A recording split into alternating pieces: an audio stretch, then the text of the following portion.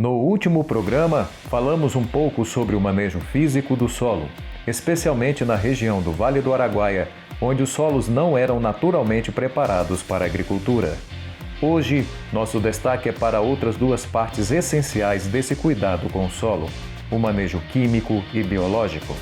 Lá atrás, no início da produção agrícola nesta região, os produtores tiveram um trabalho complexo para que hoje pudéssemos ver grandes plantações se desenvolvendo aqui. A primeira preocupação foi com a quantidade mínima de matéria orgânica disponível no solo. Sem tratar disso, não seria possível essa representatividade que o Mato Grosso tem no agronegócio brasileiro. Um solo precisa ter uma boa quantidade de matéria orgânica e na nossa região aqui os solos são de médio a arenosos. São solos que têm baixa matéria orgânica, então tem que trabalhar essa parte de matéria orgânica primeiramente, né? Solos com CTC muito baixa, que a gente vinha trabalhando com saturação de base em torno de 60%, que é o que a Embrapa recomenda, né? Com a eficiência desse calcário, fazendo análise de solo, começamos a perceber que não chegava nessa saturação de 60% que a gente queria. Começamos a trabalhar o solo com segunda safra com braquiária, parte da fazenda, parte com milho safrinha, porque a janela ainda também não dava sequência para plantar 100% milho safrinha. E aí começamos a trabalhar com matéria orgânica a partir da braquiária. O milho também raiza bastante, faz bastante matéria orgânica, mas a braquiária entregava um resultado melhor. O uso de calcário também fez o solo melhorar por conta da neutralização de elementos tóxicos como o alumínio. Mas ainda faltavam dois nutrientes essenciais para o solo, o cálcio e o magnésio. Era hora de reavaliar o manejo.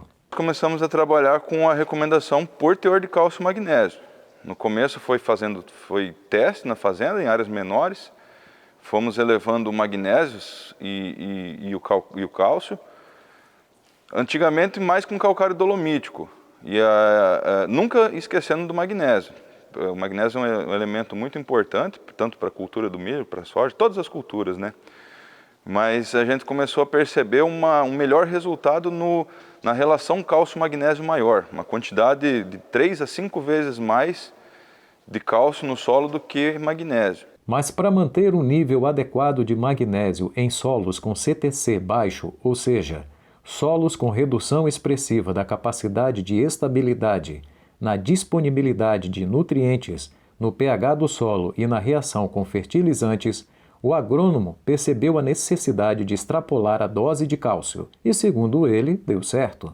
A saturação de base chegou em torno de 75% e continuou mantendo o teor de cálcio e nitrogênio do solo.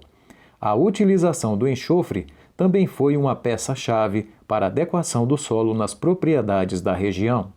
Um outro diferencial, talvez não seja diferencial, também a região já vem aderindo bastante a isso aí, quanto ao enxofre. O enxofre é um macronutriente que ele tem uma importância muito grande, principalmente na cultura do milho.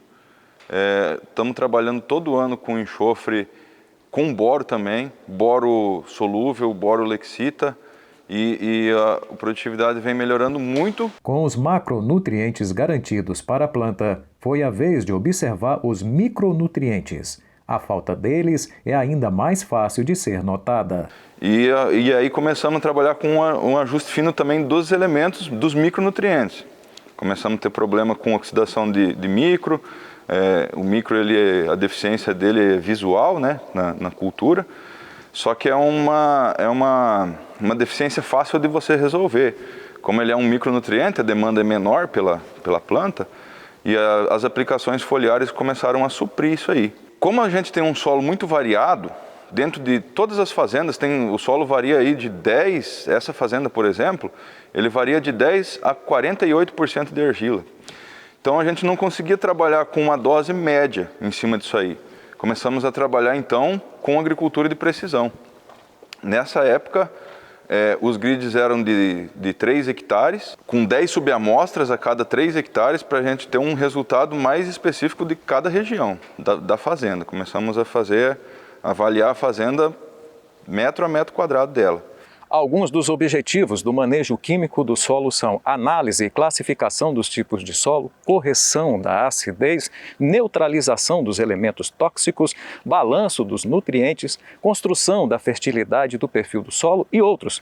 Tudo isso com o objetivo de se preparar um ambiente equilibrado para que as plantas possam ter uma maior expressão do seu potencial produtivo. Cuidados que o seu José não dispensa na fazenda. O manejo químico é feito com base em consultorias técnicas. A gente ainda está fazendo, eu faço adubação via suco, ainda enterrado. Então, porque a gente tem um operacional muito bom, então eu estou fazendo adubo via suco ainda. E daí, aqui, uma grande diferencial também para nós foi enterrar o nitrogênio também, que descobrimos que enterrando o nitrogênio no plantio, o milho desenvolve mais rápido, ele vem mais ligeiro, que escapa principalmente da praga que está judiando muito inicial, que é o percevejo. Então o milho, quando ele tem nitrogênio enterrado no pé, ele já explode mais rápido e consegue livrar das pragas iniciais, que é o percevejo, que é um fator muito importante que está tirando muita produtividade aqui nossa. Solo corrigido, balanço de nutrientes, adubação correta e manejo para controle de doenças é a combinação de sucesso para uma colheita abundante. Ganhos que o representante de sementes estima para a cultura do milho plantada na região de Espigão do Leste, nesta outra parte do Vale do Araguaia. Por aqui, o grão foi plantado no início de março, fora da janela ideal e, ao contrário do que pode parecer, a fase de enchimento dos grãos não foi comprometida pela falta de chuvas e os resultados de produção poderão ser até melhores do que em partes onde o híbrido foi plantado dentro da janela. Após o plantio, a última chuva foi com 15 dias. Então, com 15 dias a chuva cortou, esse material ficou 28 dias sem chuva. A planta ainda é pequena, as folhas enrolaram, né? Então a gente que passa, vê aquela situação, mas a planta com condições de solo para colocar a raiz, né? Que foi o que aconteceu. Então essa planta trabalhou o sistema radicular, a chuva retornou, depois de 28 dias a planta já estava com 45 dias e quase no pré-pendoamento. Numa situação normal, ela deveria ter perdido todo o seu bacheiro, né? Como a gente tinha um perfil de solo construído, ela conseguiu manter todo o bacheiro dela.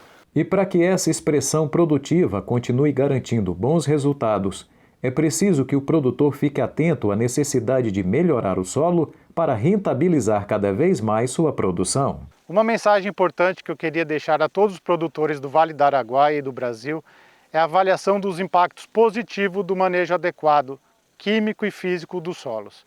É importante ter conhecimento técnico, dimensionamento operacional, levar em conta um planejamento robusto para que essas operações ocorram, levando assim o incremento de produtividade dentro da propriedade, melhorando a qualidade química e física dos solos, levando a um ambiente mais sustentável e mais promissor para o produtor rural.